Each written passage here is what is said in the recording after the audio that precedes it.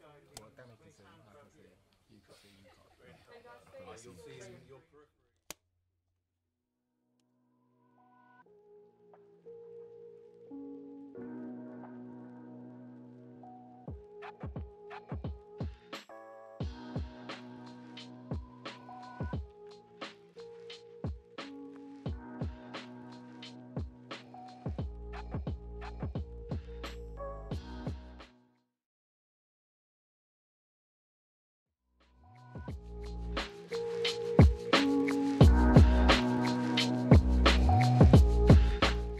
So the question that we've been given is, what do you think are the three most common things men worry about? Three most common things. I think certainly from the conversations that I have with a lot of male friends, it's job, it's money. Yeah, money's a big one. Like being financially secure. I think like career is something which is like at the front of my mind right now because I'm like 31 years old and I'm thinking like, you know, I need to make sure my career's right. So I'm dedicating a lot of time towards that and I think about it quite a lot and, you know, worry about it. Top one would be finances, providing. Yeah. I think. Achievements as well, I think. Yeah. I've got to do this by this age. I've got to have this car by this age, this house. I've got to have this job, that sort of stuff. And I think that adds a lot, and especially with like social media and the way things are at the moment, it adds to the pressure of I've got to achieve this, that, and the other by a certain time. Also, I feel like a big thing men think about a lot is fitness. Being at a prime level of fitness is very important. So things like that, and health-wise and lifestyle-wise. So I think about the way I look. So like I think it's become easier as I've got older because I've become like more accepting of just the way I am. But I think growing up, I think especially I was like worried about, you know, the way I look and still have that worry to this day. those problems. I think the third one might be relationships. It's like commitment though. Yeah. It's not just that relationship. It's it's a you big can word. exactly. It's a big word. Very scary word. My relationships, friendships, like whatever it is. I think that's like I think about that quite regularly and worry about that. Like if I'm like on the right path for that. I think one, even if they don't always admit it to themselves, is worrying about a sense of purpose, not living purposefully, and then seeking it through other things. I think for me, things that I worry about are, I think living a life worth meaning. Comes from people not knowing what their purpose is, thinking their purpose is outside of themselves, and not realizing that their purpose is just to live, be themselves fully. Yeah. And at least all these other little worries and insecurities. Do you feel like you may have to fit in? Yeah. Just so you can like maybe appease who you're around. Yeah, it's especially with tastes and like what people's opinions are. A pressure to fit in. So like in certain sports, from school, if you like football, you're this or you're that, or like certain types of things that men are supposed to like. What defines masculinity and what doesn't? I think as a man, we're sort of told to be that person and be kind of masculine, and you can lean on us if you need it, if you need to. Yeah. Like we'll worry about ourselves like kind of after. I've got to always be there for people. Yeah, but sometimes some people got to be there for them. Yeah, that's very true. Why should I try to please someone my whole life when it's the life I'm living? Like they're not living my life. I'm living my life. I have to live myself every day. Yeah. So I really do believe, do what makes you happy, and obviously if it makes a few people upset, like why not? Because at least then you're happy.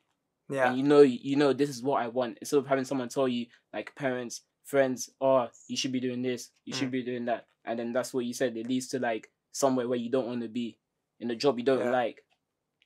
What does it mean if you're not happy in this life? Like what's the purpose?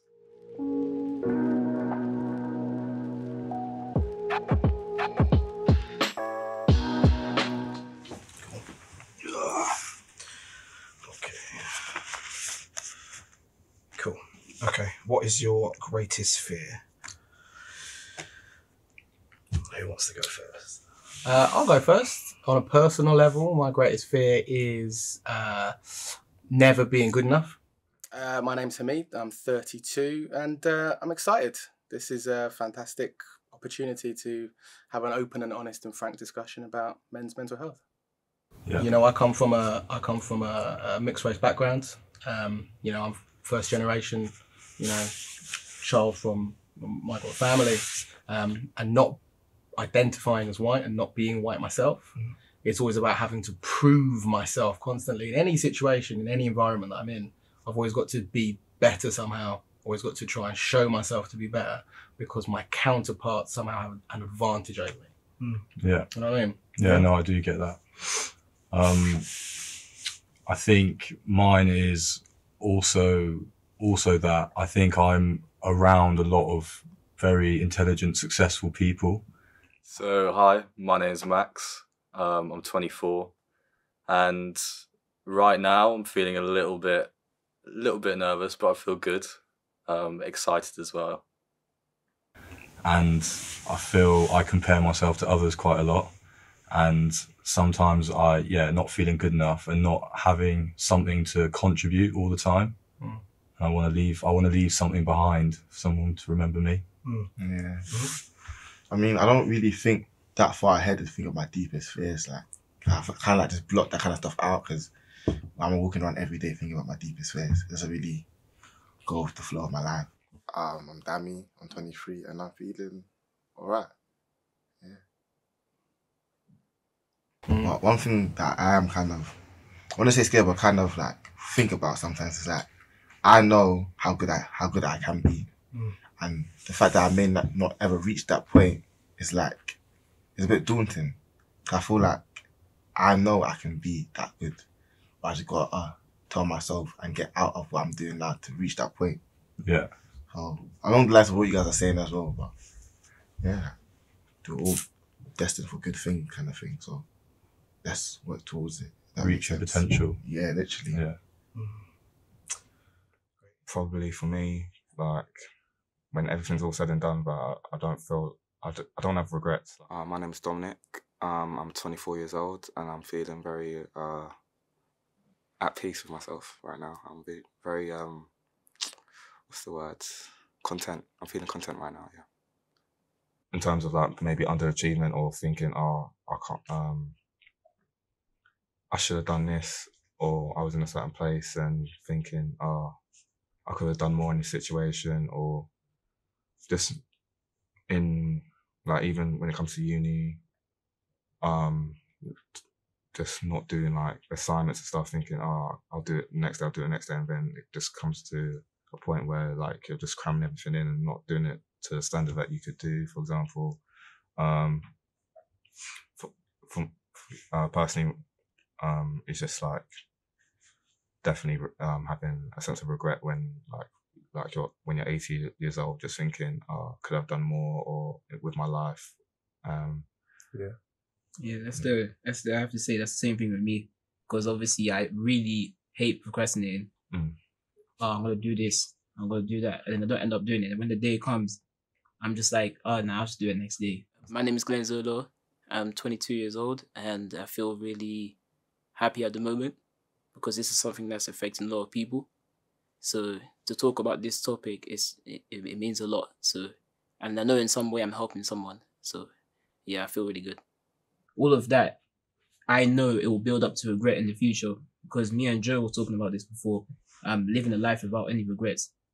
Like you don't wanna regret anything. You want your life to be, I did everything I wanted to do, and I lived with no regrets. Is it possible to live without regrets though? No, it's not. It's part of being human, in my opinion. When people say don't like regret anything, I mean sometimes for me that's a good mentality to have in a way, where you just don't, because I feel like sometimes it's when you look back at your past that can become a problem when you go forward. My name's Mark. I'm 24, and yeah, I'm feeling good, excited about today to meet new people, and it's a great thing to be part of. But that's something personally I'm guilty of, is thinking of like sort of slating myself and having all these regrets, so it's impacting me in the present moment, kind of thing. I don't know if people can relate, but yeah, I get what you're saying. Yeah, like for me also, I think people are too scared to at times leave their comfort zone, because sometimes some people may want to, I need to leave this job if I want to pursue my dreams, but obviously you need to put food on the table, so how can I do both at the same time? Like, I've spoken to people that want to, for example, get into fashion and stuff, but they can't do it because they need an income at the end of the day, and they don't have time to do it. But like 5 years later, they'll be like, oh, I wish I just done it and just took the leap of faith, and thinking, what, like you'll never know if it would have succeeded if like you didn't do it or not. But it's just a what if, like what if I did like this? What if I... It's kind of like the fear of failure. Yeah, that's what holds you back, like from Definitely. actually. Well, it holds a lot of people back in their life from pursuing their dreams. It's just the fear of failure. Do you think the fear of failure makes you comfortable where you are? My name's Jeffrey. I'm 23 and I'm feeling fine. I think you can. For me, it's not so much fear of failure. It's more about fear of hurting others. So because I'm not on this planet, it's not just about me. Even this table, it's about us. And it's through my decisions, through my personal things that I would like to do, not like to do, whatever it is, and not wanting to hurt others within the process. Understand, okay, it's okay for others to be uncomfortable, because as we're talking about comfort zones, even through that feeling uncomfortable is where we grow. So I'm okay with that, putting someone in a situation where you feel a little uncomfortable, whatever it is, but not creating a deep hurt or a deep in others. My name's Jordan Turner. I'm 26. In this moment right now, I'm feeling a little bit bunged up, a little bit hay fevery, but pretty content in myself.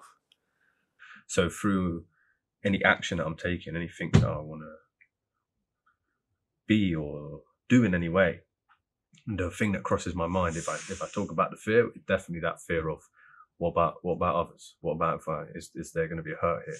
Because ultimately, what brings me the greatest joy is being in like a state of service, like when it benefits to us. When it just benefits me, and nothing, doesn't matter what I've had in life, that's never fulfilled me in any way. When I've done something that's benefited us, whether that's us group of lads, and then that goes beyond the community and beyond that. And I think that has a knock-on effect, but it starts at home, it starts with a family, it starts with whoever you're living with, or whoever you're around, the strangers you interact with. So for me, that fear of hurting others is something that stays there. I understand ultimately though, but I only have the right to change myself. I can't change anyone else. It's not coming from that place. But yeah, that's what I would say for me. I don't think you can serve the people around you properly without first servicing yourself. My name is Joe Heaven. I'm 31. I'm excited about having a conversation today. Feeling a little bit nervous. Looking forward to get started. I'm a bit wet as well. Cycled here today, but yeah, I feel good in general. So if you're not your best self, you can't look after people. I think I've seen people in my life where they give everything to people and people will just throw it back in their face. So I think like there needs to be like a level of respect and love for yourself and a lot of work that needs to go into that to then be able to make sure that, your family, your friends, and like people around this table, we create space for each other and raise each other up. Yeah. Totally agree with that. Totally agree. Of course, very important to first, as you say, serve the self.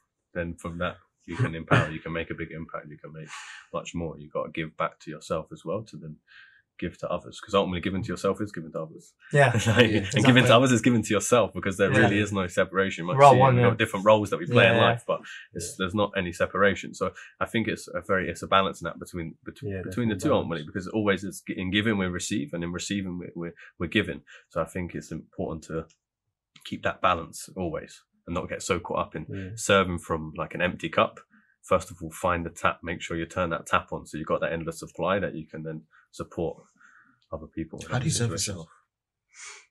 That's a great question. Through serving yourself, through like... I'm not even answering the question anymore. No. Greatest fear for me. Oh. If I'm totally honest, I think it would be ended up completely by myself. I think that's my biggest fear.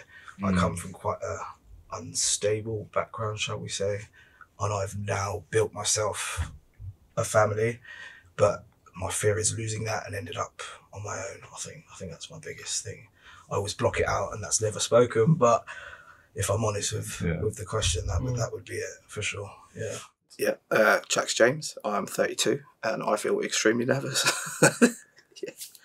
What's your motivation then? You've said something that's actually quite, I presume, would be quite personal, so we're going to resonate with, but you've been honest enough to say it. Yeah. What's your drive to mean that you're putting something into place so that it doesn't happen? I make sure that I work for my family and that I put in everything I can, not only financially but emotionally, so that doesn't happen. Is that difficult to give that emotion? Yeah, 100%. But it's hard, but it's rewarding. Yeah, 100%.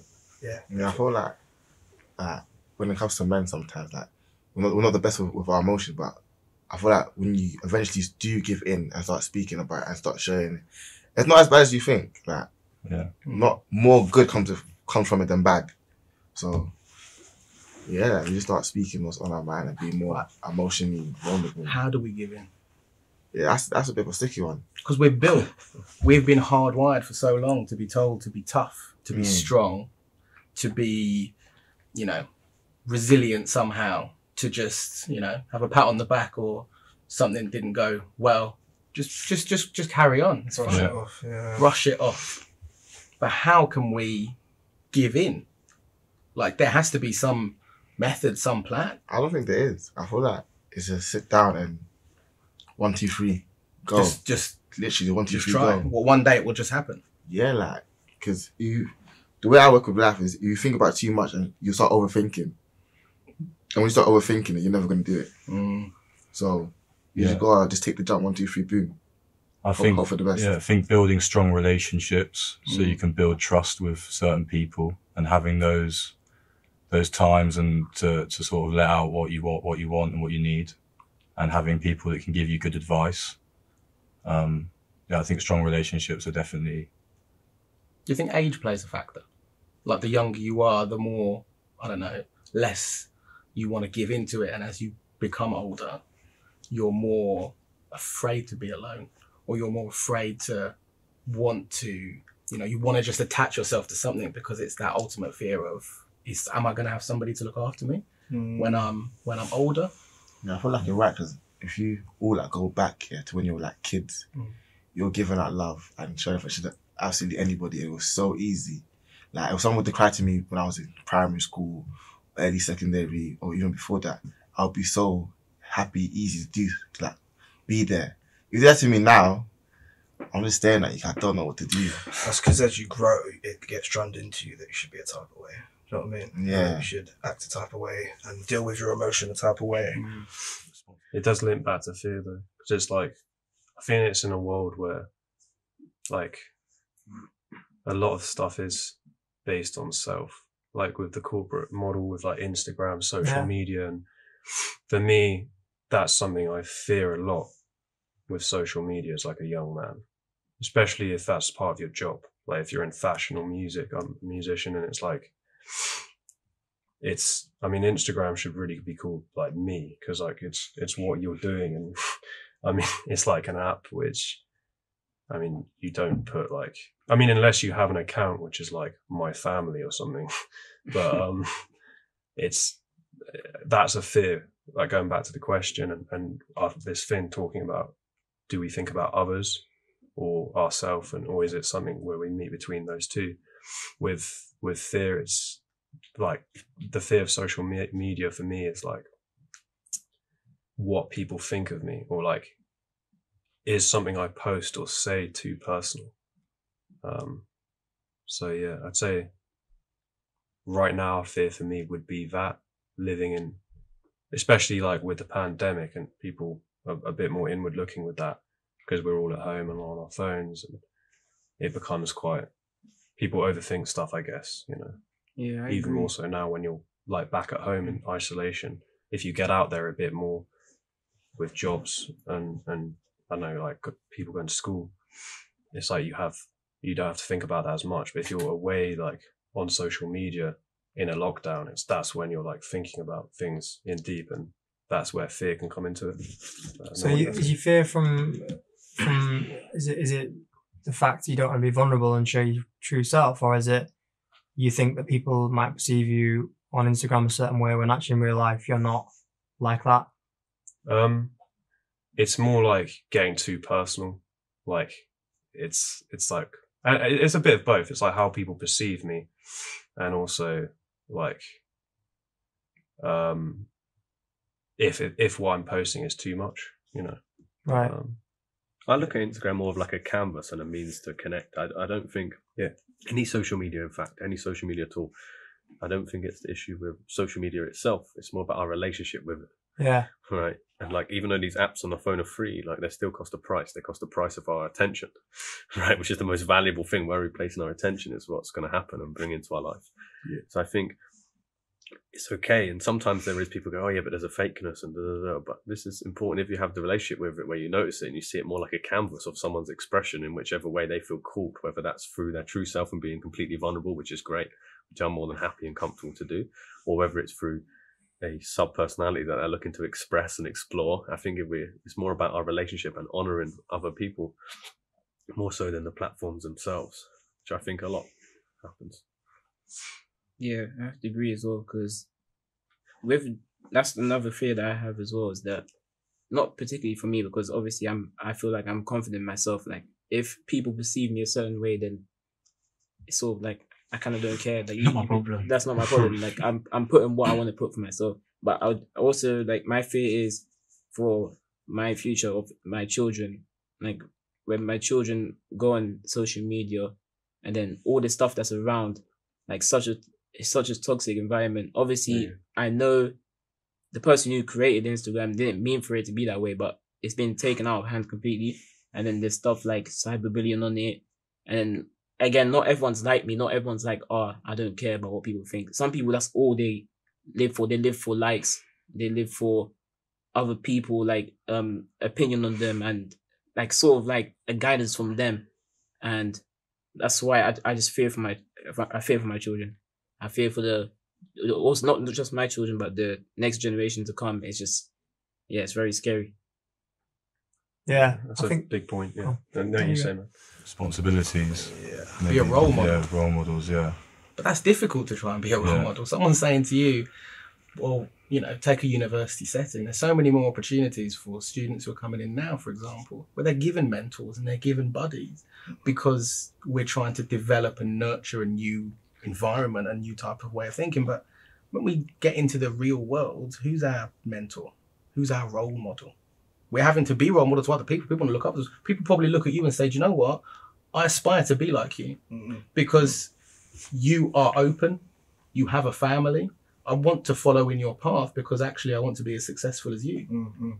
But how do you take that on board? Someone's saying you are my role model. Yeah, not well.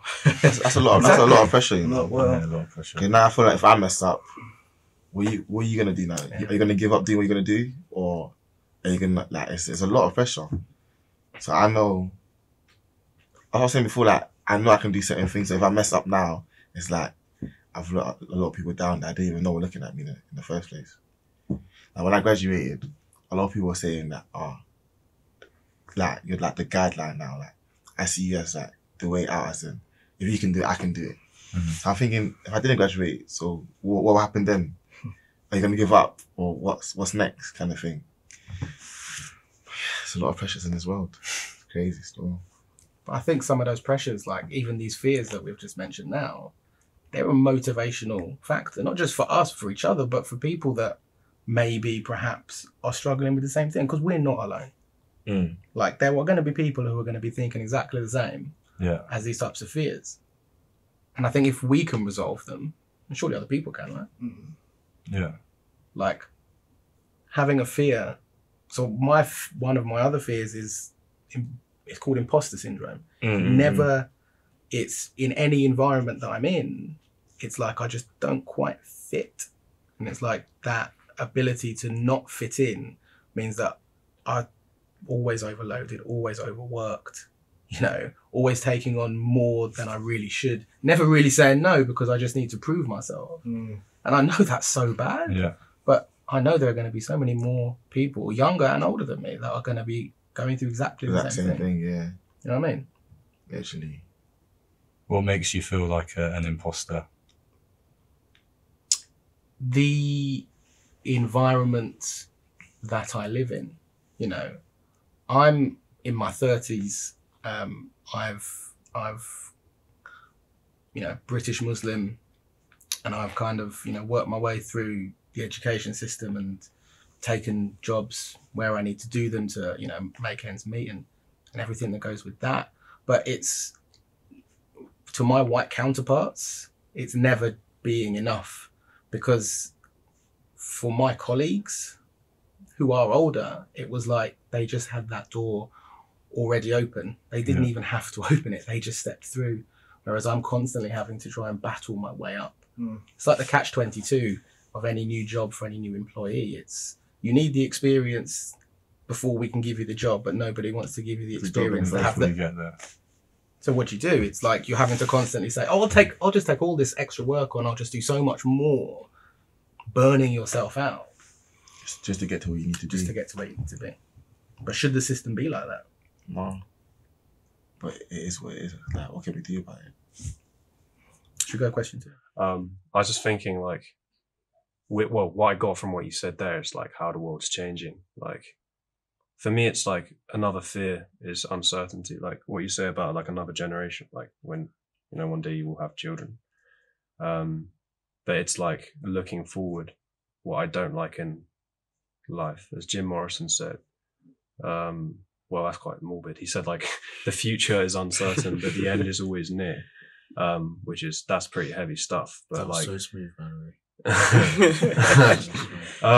But like, I don't know. That's probably not like the best quote to use, but I think uncertainty is a thing humans do fear. You know, do you think men in particular though have an added pressure, or we take on sometimes an added pressure? I think. Yeah, I'd say. Yeah, I think. Well, with young men, that can be a thing,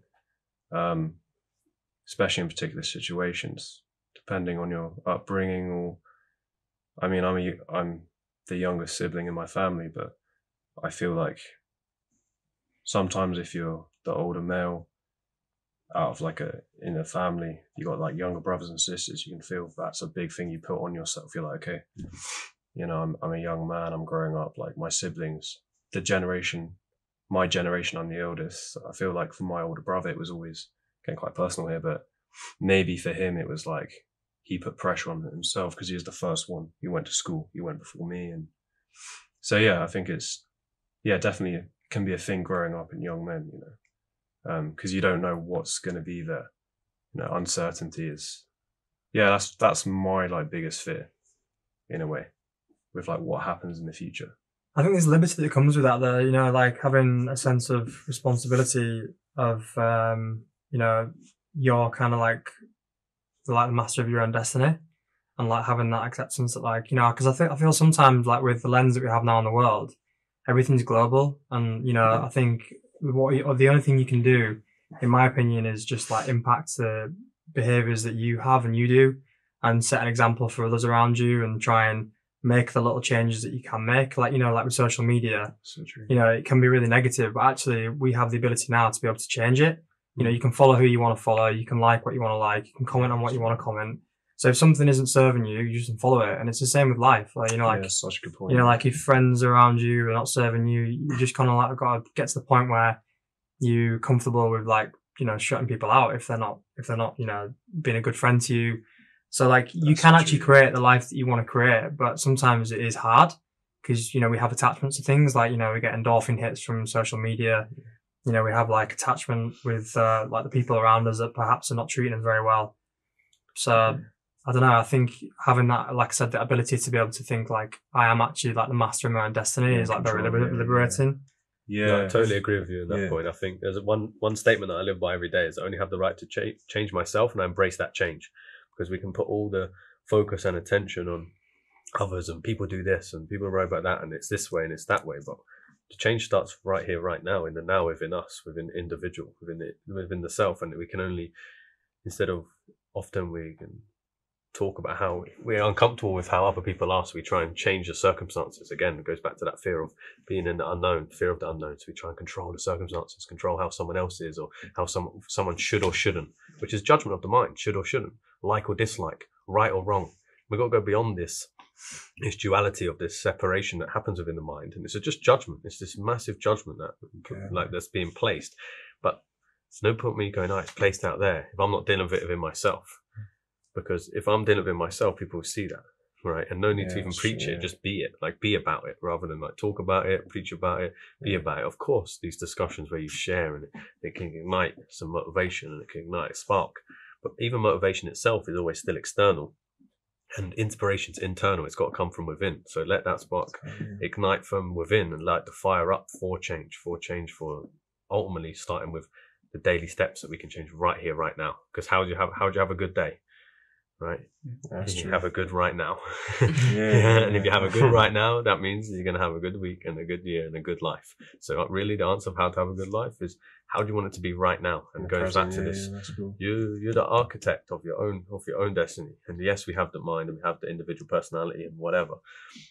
But it's remembering that we are literally connected, right? So anything that I do does change it all anyway. Right, either way, right? And it's not about right or wrong. Again, mind situation, judgment, and it's going beyond those judgments. And when we do, it's okay. It's being compassionate to go, and that's okay. I've made a mistake or whatever it is, right? Not necessarily beating ourselves up for it, but just that acceptance of I've witnessed it. And the moment you become aware of it already takes the power away for that which doesn't serve. Like even talking about what you said to social media, the awareness of it already, then you go, okay, I can see it. So when do I do that? Or when does that person do it? Whatever it is, you're aware of it. So you can start changing it. And any platform, any situation is inherently good or bad, depending on how you look at it. It's a judgment of the mind. It's not. It's about going beyond how we'd like it to be or not like it to be, and what's actually best. I like to look at that often, even in life. It's like, not what I like to do or not like to do, what's best to do in this situation. Right? Which is beyond. Definitely. Sometimes I might not like to train, but it's best for me to go exercise because I'm going to feel good for it, for example. So it's going beyond these likes, dislikes, these judgments of the mind, and just being. And I love, and second to what you said, is about being the master of your own destiny or the archetype of your life or however way you want to word it.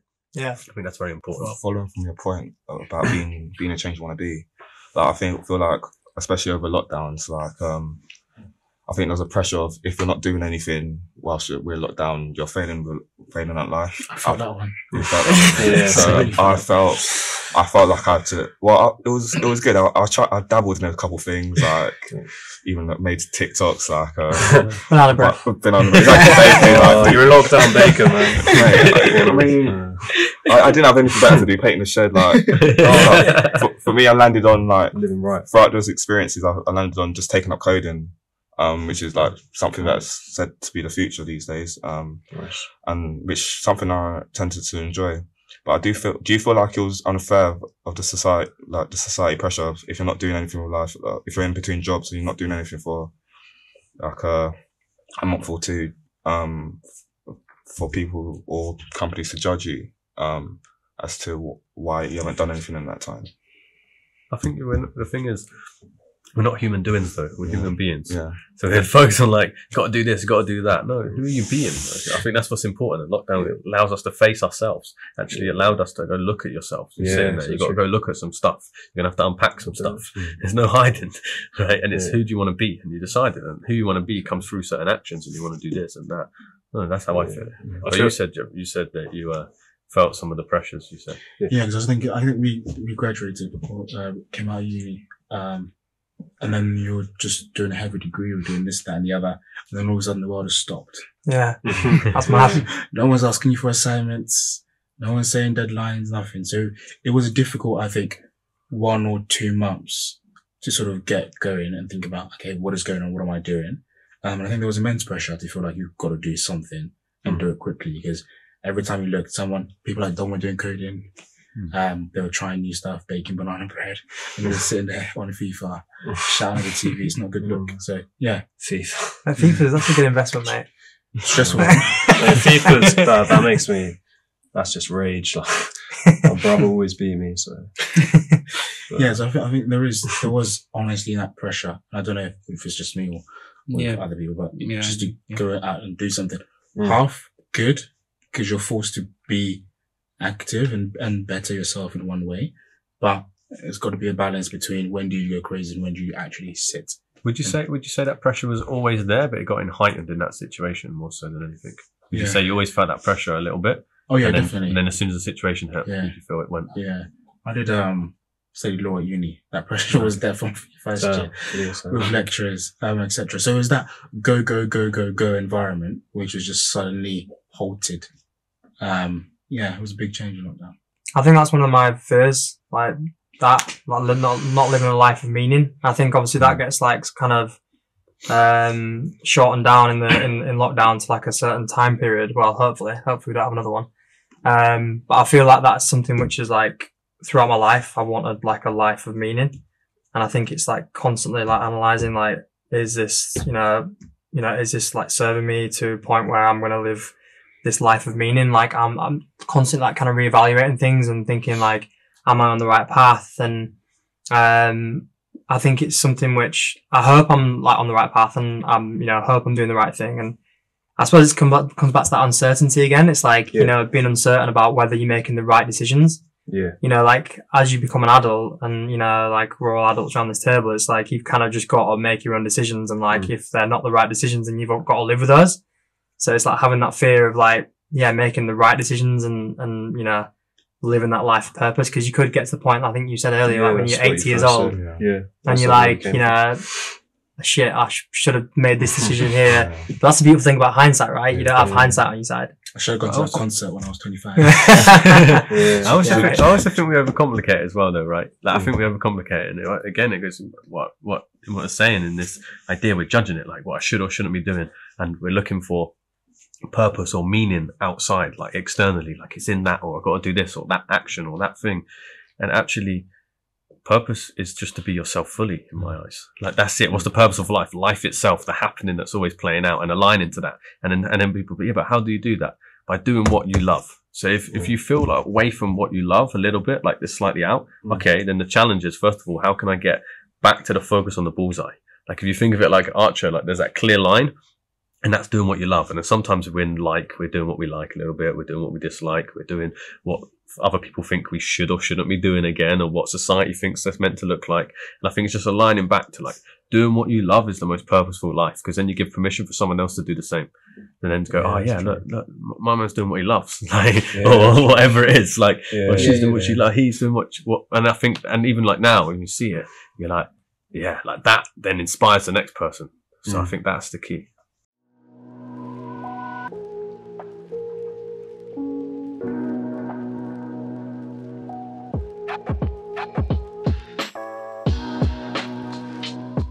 Second question is, what helps you deal with stress?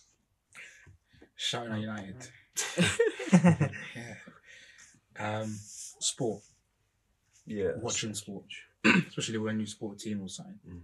So I think we were talking about this earlier, and it was a good analogy of actually all the pressures or something that happens in a week, you can just let it out on your team, whether they win or whether they lose. If you're done, it's when you're losing. Matt's part of Newcastle, so losing every week. It's not how I get rid of stress. Sport is one for me.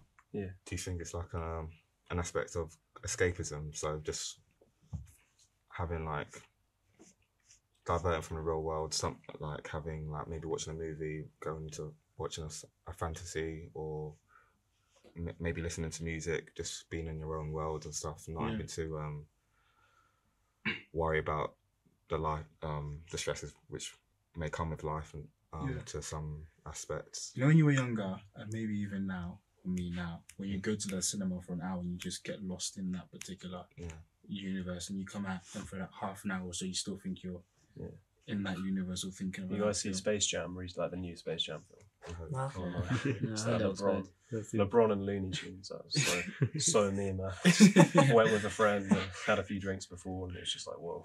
It's really quite the experience. Yeah. Sorry, I fully butted in. I just reminded me so much of the other week. You were back there for a second, weren't you? Yeah. I was back in Looney Tunes world. Sorry, I fully just like destroyed what the I think that echoes the point. You're sort of like stuck in one universe, so you come out. Same with sport. 90 minutes, Ronaldo is heading to against Newcastle. You're thinking, this is cloud 9. I hope that answers the question, Dom. Yeah.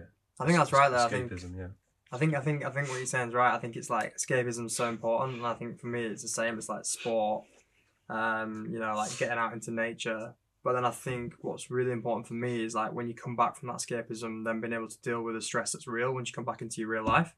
Because I think you get a break from stress, by doing stuff, stuff like that, which is really important. But I think like the number one thing that like I've seen in my life, which has completely changed the way that I handle stress and just everything really, is like meditation. Yeah, man, I was about to say meditation. It's like really good. It's so important. Like if I don't meditate in the day, like first of all, my girlfriend notices it, and then I notice it, and she's like, "You've not meditated today, have you?" Because I'm like, the way I handle like everything, like decisions and things that get thrown at me, like I'll notice I might snap at something like where I wouldn't have, and I think like having that 10 minutes on the morning and then like 10 minutes on a night, it just allows me to like set up my day and close my day and like be able to think about how I want to react to certain situations.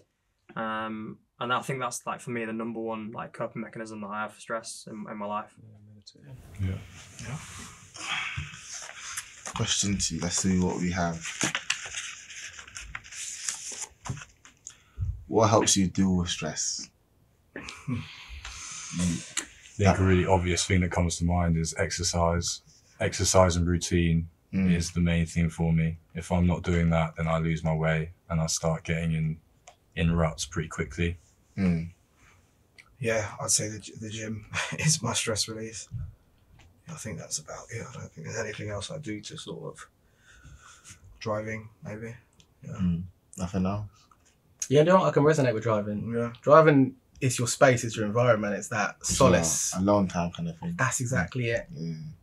But I like, particularly during COVID, to deal with stress, did some running, took that all up and started to try and go back to the gym again where I could, but I don't think I ever dealt with that stress. It was just escaping it. Yeah, exactly, a mask, precisely.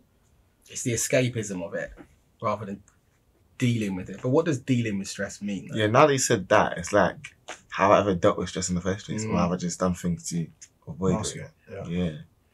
I was going to say, sometimes you just sleep it off. But then, as you just said, I'm not dealing with it, I'm just delaying it. So when I wake up, it's still going to be there. When I go out with my friends, it's still going to be there.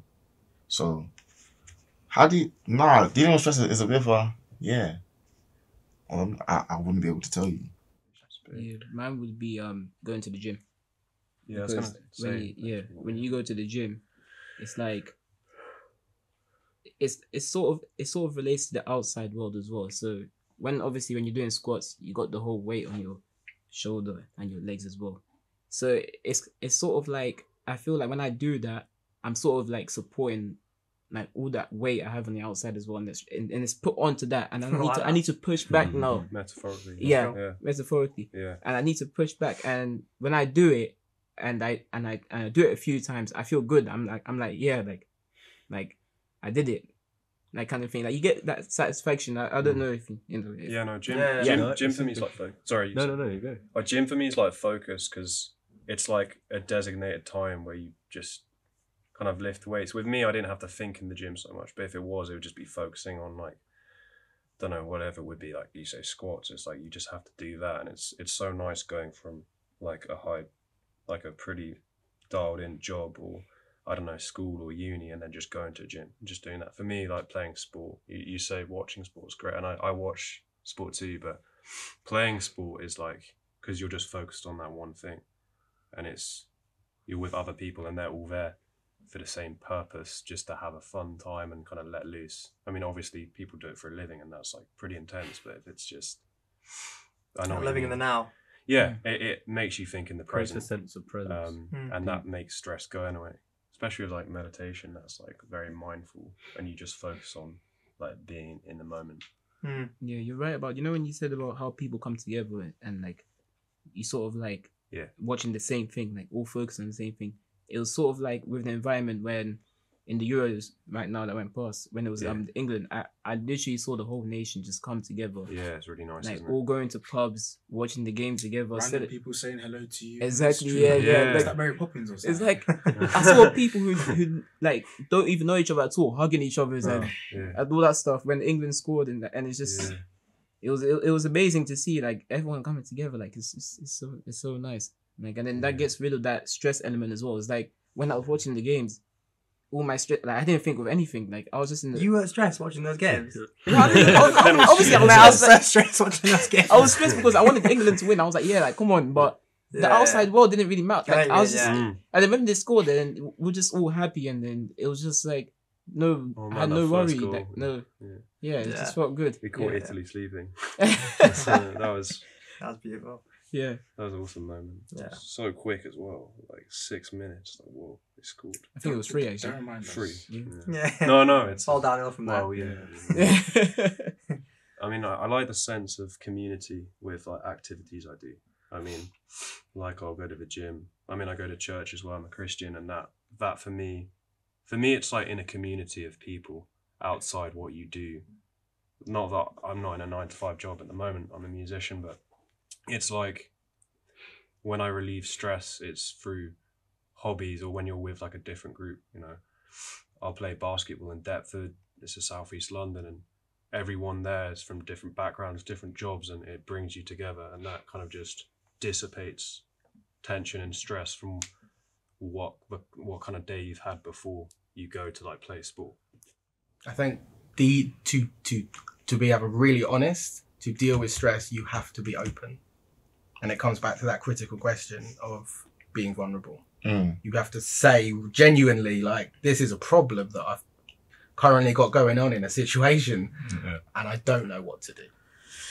Not many people do that though, because they feel it's classed as like a weakness, I guess, if they're not open about exactly how or they're you're feeling. bothering someone else with your problem, but they don't want to hear about it because they've got their own things going on. But also, there's a thing where, like, if I tell you my problem, what next? Like, what are you going to do with that information? Nothing. At the end of the day, after I told you, I still got to deal with it. Yeah. So sometimes telling people it's a good idea if that works for you. But for some people, it's not going to work. It's just, I think it's a stepping stone, isn't it? Once you say it out loud, it's more real, and then you have to face it. You kind of force to face it. Yeah, because sometimes you tell people your problem not just to help you, but now that you actually know that it's there, like it's to help yourself. So I can understand why people don't want to talk. Like, I can fully understand why people don't want to engage in a problem-based situation. But as you said, it is that stepping stone. Yeah. And it's that first moment of, okay, wow, something's wrong. Yeah. It can be anything. It can be that I would never say that anything, when someone says they're stressed, there's ever trivial stress. If someone is feeling an emotion that has brought them to a stage whereby they feel burdened by something, it's real. But it's being acknowledged. Because I could say it to somebody and they'll just go, oh no, you can just fix that, just, do that kind of thing. But it's being accepted. It's the acceptance that I've always found difficult. You know what you just said is like, I feel like as men, we're so quick to problem solve. I feel like that's what, from what I've noticed, that's what we're good at doing, is problem solving. If there's a problem, forget about all the baggage coming, let's just deal with the problem straight hand. Like, if there was stress, let's just deal with what's stressing you and do it, instead of the actual emotional side to it, of actually listening and be like, you're going to be okay, and now let's deal with the problem. Rather than just hearing it, A and B is broken, let's go fix it. Do you get it? So we work on that, we can deal with our stress in some sort of way. Does that make sense?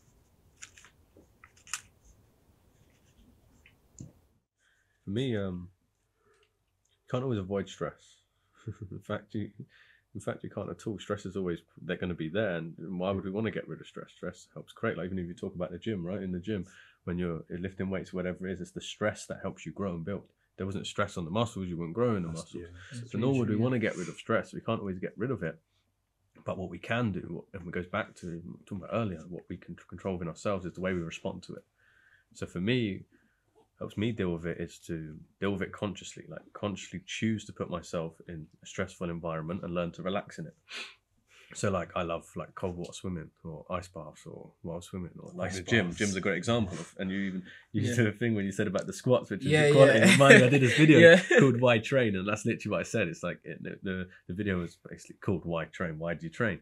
And it was like, because I feel the weight of the world, and one of the quotes in it that I said is like, let's use a squat, for example. You've got the weight of the world on your shoulders and you either sit down and quit, or you do everything within your power to get back up. And it's getting back up that feels the only muscle that really matters, your heart. So like, I was like playing on this. And it's like, why do you train? It's like, I train for life. Why do you meditate? For life. If I just meditate for meditation's sake, it's it's not useful, if it's not useful in my day to day, or with my, like you were saying with your partner, like you being more calm or not as reactive. So for me, it's like it's having the tools in your toolbox. So like the meditation, breath work, like I'm a big advocate of breath work. You've got movement, exercise, yoga, whatever it is, like pushing yourselves into, and then also like, and you like you said, community is a big part of that as well, because community can create this grid, this safe container to express yourself, to feel you can focus in. Another thing is like being present, because stress doesn't exist right here, right now. Stress exists around about tomorrow. Like right here, right now. It's like being present with it and dealing and responding in the best way I can in that moment, and not carrying the baggage and the weight. I always use an analogy with stress. It's a bit like life is like trying to climb up the mountain to the peak, and we kind of come to life with an empty rucksack, and throughout our past we kind of fill it up with all these different stuff. And on the way there's also its own set of challenges. But if we know we've got to go to the top, if our rucksack's full of loads of weight, it's going to be really hard no matter how fit we are. So we have a couple of choices. We get fitter as the individual. So if we just escaping sometimes useful, sometimes okay, you take your rucksack off and you go and do something for a period of time, but you have going to pull it back up. You have going to have to pick it back up at some point. And when you pick it back up, it's also good to do some things where we strengthen ourselves in some manner. So we do something that strengthens us physically, mentally, emotionally. And then also, it's also good to do like a little debrief, like what stuff am I carrying that does not serve me? Like, there's some stuff in there that might not be serving whatsoever, so we can lighten the load. So we also looking to lighten the load of that rucksack, and therefore it makes the journey much more authentic. Yeah, you can go through and more capable of dealing with the stress that the climb brings, and that's how I like looking at it. And mixture of things. Good analogy. Very good. I've got quite a sensitive question for you guys. In terms of dealing with stress, have you been like affected or known anyone that's dealt with stress in a more maybe less socially acceptable manner? I've known someone that may have was on the verge of overdosing because the stress of the world was just closing in on them. And it was a tough time for them. But if you met them in person, you would never even know. But they are just like a dark, a dark struggle in person. I've been through that, and it hurts even more when it's someone like really close to you as well. So, I won't really say their name, but they were sort of like they were just dealing with stuff the wrong way, as in like, let's say they would treat girls like not the way that they should be. Like he'll treat them in a bad way, as in a way to sort of like make himself feel better and cope, and it's a sad reality, because like you say, not everyone gets that kind of help, and they don't know what to do.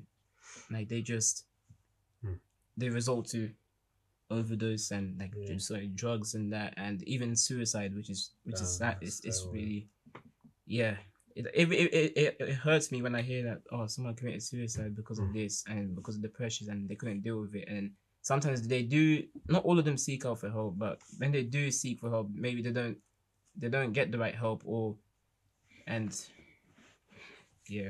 just emotion. Do you guys think it's a weakness if you ask for help from someone else? No, it's not. I think if we're being honest, through our lives as men, it has been perceived to be a weakness. For example, I don't know how many times I've spoken to, for example, Dom, met up, etc., and talked about, how's Dom really doing, or how's Jeff really doing. It's just not a thing.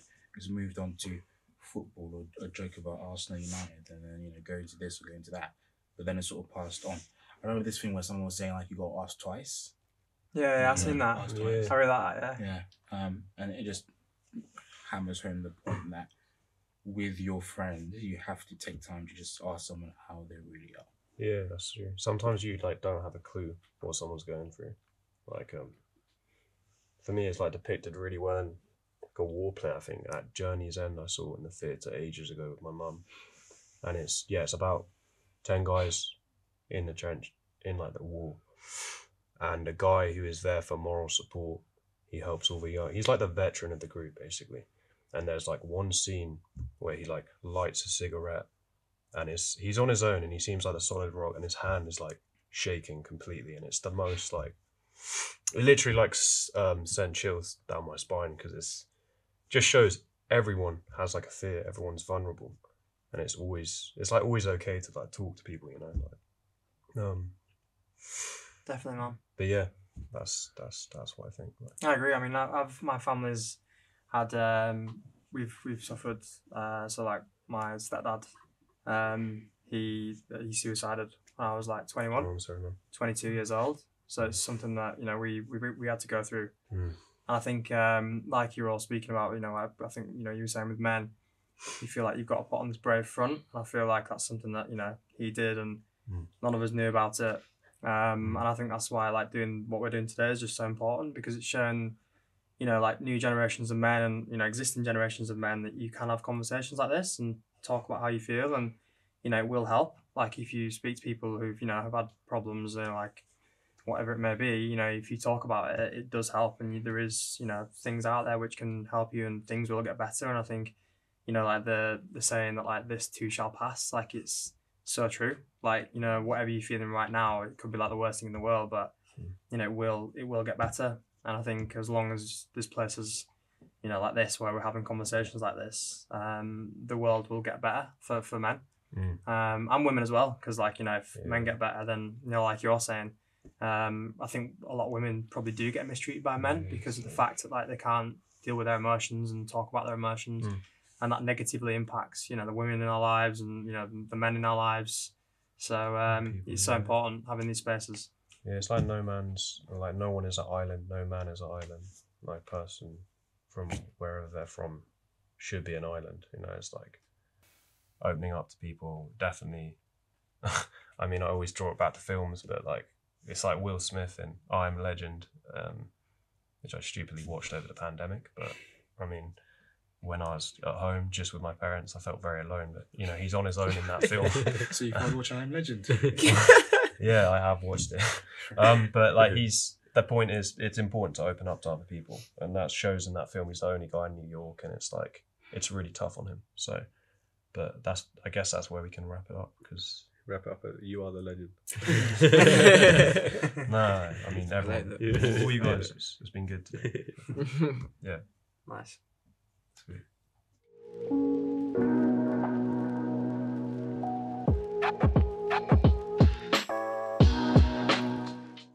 How are you feeling in this moment now?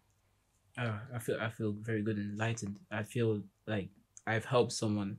I'm gonna help someone in some way, and they can come out without having to feel belittled about their feelings.